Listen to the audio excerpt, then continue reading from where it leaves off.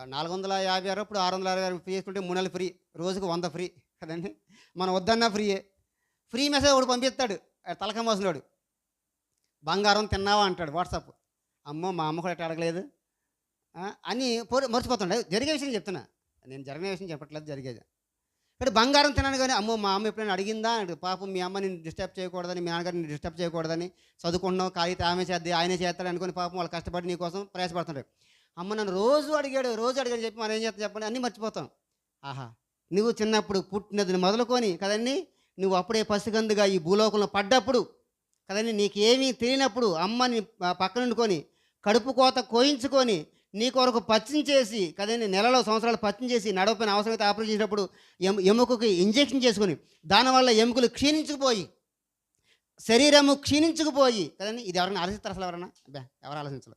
ఇంత లోపంగా ఇంత బలహీనమైనటువంటి నీ తల్లి లేకపోతే నీ కొరకు కష్టపడే తండ్రి వీళ్ళిద్దరు కూడా నీ కొరకు కష్టపడి రేయింబగలనుకున్నా నువ్వు తిన్నా చనిపోయినా నాన్న నువ్వు తిన్నావా తిన్నాను ఒక మొక్క ఎక్కువ తిన్నానా నువ్వు తిన్నావంటే తిన్నావంటాం నిజంగా మాకు తిన్నాం ఒకసారి తల్లిదండ్రులు అది తల్లిదండ్రులకి అర్థం అవుద్ది మా నిజంగా అంటే కొన్నిసార్లు నిజం చెప్పవచ్చు చెప్పకపోవచ్చు అది అబద్ధమే నేనైతే అనుకోను ఎందుకని పిల్లలు తినరు కాబట్టి అమ్మ నువ్వు తిన్నావంటే తిన్నాను అమ్మ అంట నిజంగా తిన్నా కొన్నిసార్లు తినాం వాళ్ళు తినడానికి మనం ఏం చేస్తామంటే మనం తినపోయినా తిన్నామని ఒప్పించి వాళ్ళకి తినిపించి నాకు పడుకొని కదండి ఆ కల్లో గంజో తినేసి మనం పడుకుంటాం మరి పెద్ద అయిన తర్వాత వాళ్ళు చదువు కొరకు కదండి మనకు బట్టలు లేకపోయినా తిరిగిపోయిన బట్టలు ఉన్నా కదా వాళ్ళకి మంచి బట్టలు ఇవ్వాలని మనకు సరిగ్గా లేకపోయినా వాళ్ళకి ఇవ్వాలి ఇదంతా ప్రేమ కదంటారా ఇది కూర్చోబెట్టి చెప్పలేండి ఒక క్లాస్ చెప్పలేండి మనం పిల్లలకి కూర్చోబెట్టి నాన్న ఒక ఆధారం కూర్చొని లెక్కలు చెప్తాను అని నేను చెప్పలేండి మనం ఇవన్నీ ఇదంతా ప్రేమే ఈ ప్రేమంతా మర్చిపోతారు తల్లిదండ్రుల యొక్క ప్రేమ కుటుంబం యొక్క ప్రేమ తండ్రి ప్రేమ ఆ తల్లి ప్రేమ బాధ్యత అదండి ఎన్ని అప్పులు చేసి ఎంత కష్టపడి ఎంత చదివించి ఎంత ప్రజలకు చేస్తే ఆడెవడో వస్తాడు తుపాకీగాడు లపాకీగాడు కదండి ఆవిడ వచ్చిన తర్వాత